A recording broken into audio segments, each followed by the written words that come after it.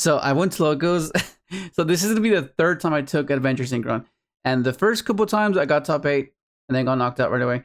And this time I managed to win because it was so funny because I got there when they had to check the entries, like, okay, check if your name's up there. Had me at the #1 spot. I was like, okay, that's pretty cool. That's a good sign. So hopefully maybe today's gonna be a good day. So there was 5 rounds of Swiss. And then there was top 8 cut. Round 1, I go up against Mimigo. I 2-0. I win the dice roll. I do full combo. And then game 2, they try to like floodgate me to where I can't normal summon. But I end up having Stardust. The Stardust tributes off the set monster. And then I have Tactics. And then round 2 was White Force.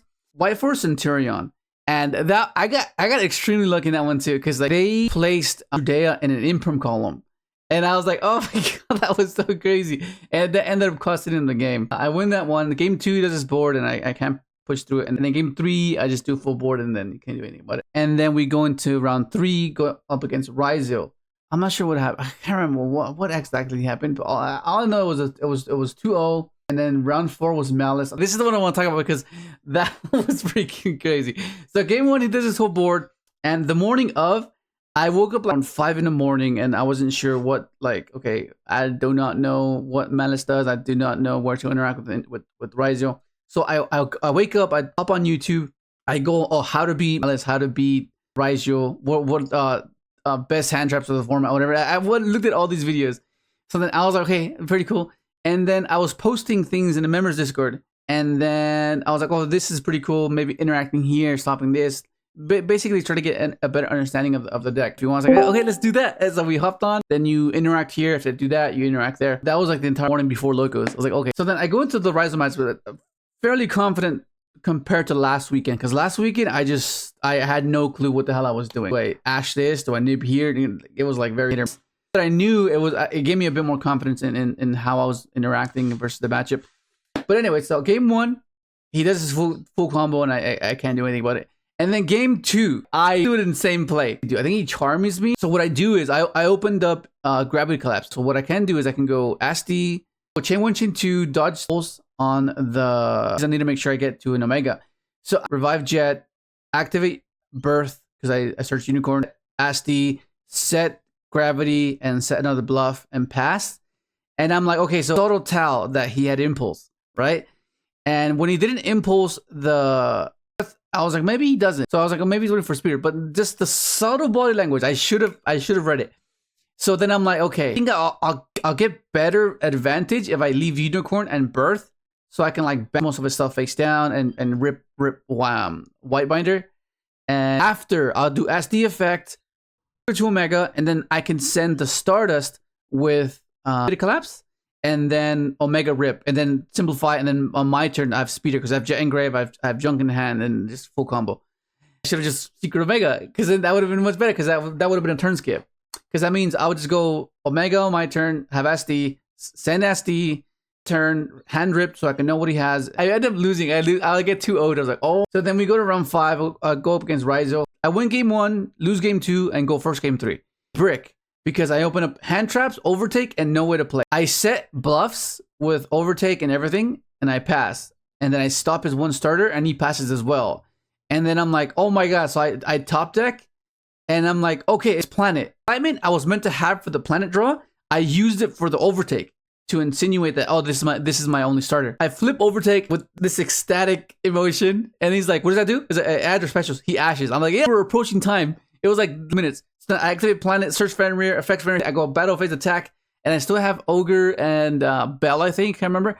And then we go into top 8. I'll go up against Yugioh, but my opponent had to leave, so he ends up giving me the win. Yeah, I'll take that. 4. I go against another Yugioh. That one was pretty insane because that one came really close. He had Nib, he had Judgment, crazy. I wish I could have recorded it. Finals was against another Yugioh. Yugioh won. I win dice roll, but he opens up 3 hand traps. Crap, I can't really do anything. I lose. And then game 2. He charmies me. And I'm like, oh my god, I just lost. I mean, it's second place. That's not so bad. That's okay. It's fine. But I was like, hell no, cash. So my hand was like the best. So then I end up having to make an immune Hyper Librarian because I want to make sure that I can draw into the Gravity Collapse and sacrifice the Speeder. Because I was like, well, I can only make one of them immune. Can get me closer to, even if it's 1 or 2 draws, it can get me closer to the Gravity Collapse to ensure that even if he does charm me, I can end his turn and skip his turn and then just combo the following turn and win. So I ended up going to TG, synchroing, comboing off, and then drawing a few cards. And then I'm at a particular point where I can't progress and I don't get to the gravity. So then on my end board is Crimson, Punisher, Synchron, and TG. I have Veiler, Ogre in hand, and I passed. He double follows me. So he was drawing 2. I was like, wow, this is pretty crazy. It's just crazy. And draw phase, I'm like, do you have anything? He's like, no. Okay, so draw phase, activate Crimson, target my Punisher. And he's like, so I summon SMSD. He goes Mourner. He Mourners my guy, and I'm like, oh, I'm not gonna negate that. It's fine, because I was like, well, if he gets rid of this, then my Punisher gets really huge because I take the 4K burn, and then my Punisher will be like just massive. He sequences off. And he tries to go for like a push with Dagaras to pump up his detonator and game into my Librarian, but like the Valorine, the Dagaras, he just says that, oh, I can't out the Punisher because it's just massive, it's just huge. So then we go to game 3, he goes first and he bricks. I was like, oh my god, today's the day, bro. Today's when stars align. But yeah, that was the whole day. It was pretty crazy. Shout out to Alex, bro. Thank you for the win, bro. You have to go. I appreciate it. And here we go. So it's still going to be a 60 card list for sure. The engine being so massive, you want to be able to interact and simplify and have your cash and adventure cards be enough, right? Because otherwise they're not enough. You only thrive in a simplified game state. So you have your triple Enchantress, you have your triple Rightful, Draco back, and then of course you have your Foolish Burial. An Omni, it facilitates the levels that you require to make your SD line, which is huge. Of course, you have your Stardust Synchron, Rev, you have your Assault, you have your Double Jet. I almost tried one today. You just can't. I think summoning it off of Speeder just comes up way too often. And then of course you have your triple tuning. Of course if you play the cash cards, Overtake's insane. A cash card in this is combo because you search junk. This being able to mill cash cards and being able to search Unicorn and then search Birth. And then revive the cash card you mill is pretty cool. Milling Enchantress is not the worst either. Of course, you have your Junk Servant because you search it off of and Trail, of course. Trail. You have Illumination and Rumble. Same thing for this one. You can argue that you don't play this, but necessarily need it. But in a practical sense, when you're doing convoluted lines, it comes up a lot. And then, of course, you have your cash cards, Fenrir, your Birth, and your Planet. Just want access to this as consistently as possible. They're so good. This hitting white binder is amazing. Hitting because they one of them most of the time. So hitting those is huge. Hitting SPs. They're mainly there to facilitate the SD line, right? To have immune speeder. That's why they're there. So you have your triple nib. There's a bit of a confliction with this and your cash cards, but like it's just so good. Triple Ash, triple Mourner, Ogre, triple Bell. Hitting the plugin isn't the worst either. The trap that reborns and then spot removes you is obnoxious, so you want to deal with that. Some of the Fiendsmith cards as well, Bestials like first. Then of course you have your triple Veiler, triple Worm, and then these were originally cards, but then at the last second I was asking the members in the Discord. I was like, okay, what do you think? What should I play? And then initially we took out droplets, put in the bells because I felt bells were just I just wanted to be interactive, and the Malice Field spell is pretty cool.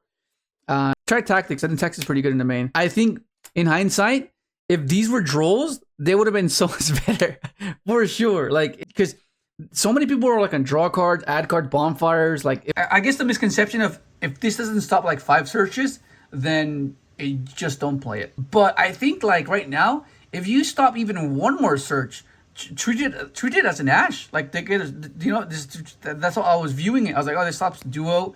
The moment that they go bonfire, it stops duo. Like it basically another Ash. Like they search, yeah, but like they're trying to get to duo to get to the actual card they want. And even stopping one more search seems like quite crucial. I might just put it back in because that's the point. You want because your engine is somewhat like okay going second, but this ensures that that'll make these better than they actually are. You know what I mean? Because it's hard to push past an unsimplified game state with the engine. So that's why. For 60 cards. Your deck, your triple Lancia. I wasn't playing this last week, but this is just so good against Malice that you just have to play it. Crossouts, and then Called By, and then another difference is Eclipse versus Raizo. Pretty good. Forum, and then this one. These are for the CHARMY challenge. Whenever they CHARMY you, you just take the challenge and try to dig for this. And it doesn't matter how many cards they have, you just turn skip them, right? And they're gonna, because there's a lot of -1 hand traps, but you have game on board, so you don't really care about Imperm, Veiler, Mourner. You don't really care. You have game on board already, so you just attack, right? Because SMSD, they each have 3 attacks, so that's 6 attacks just between them, right? And yeah, that's the game plan. The other route would be freaking thrust into slump, but then that can get ashed, you know. Whereas this can't. Like they just summon it once, send off anything, and turn skip, and yeah, GG. Okay, and then you have your extra deck. The extra deck hasn't changed. It's still the same thing. You have your double SMSD, your Crimson. You have your Punisher. This card. This card saved me in game 2. That's crazy. You have Disbatter. Your Changing. Changing is amazing because of the level 3s you play with cash cards. Like so many times, I went like cash summoning a Belle, Ogre, and an extra Ash, go Changing, revive, and then that was like, that's insane. It's just, it seems like it's like, oh, is that sufficient? Most of the time it is. It's pretty crazy. Omega, Stardust, OG Stardust, Charge. We go into TG, Jet, Speeder, and of course, yeah, Excel. But yeah, that's the list. I mean, yeah, I mean, these past 3 locals have been pretty cool with the deck. So I think just try the 60 card. The only issue with the 60 card deck is the shuffling. Like consistency wise, I rarely bricked. Like out of all the rounds, I only bricked twice, and it wasn't like it was pretty bad. But yeah, but apart from that, the deck functions quite well. Just give it a shot. I know, like, just conditioned to playing 40, you know, like in some cases the decks, it makes sense to play 40, but like you kind of have to like take a different approach with the rogue deck, because it's an obscure strategy, right? You're not playing meta, so your cards are not going to be as efficient, so you have to find a different way to compete. And yeah, 60 is not the worst, because it's not like it's like it's like a pile deck. It's just hand traps and your engine, right? Self-sufficient engine with this, and then hold them off for a turn or 2, and then synchro when you can, right? That's basically what it is.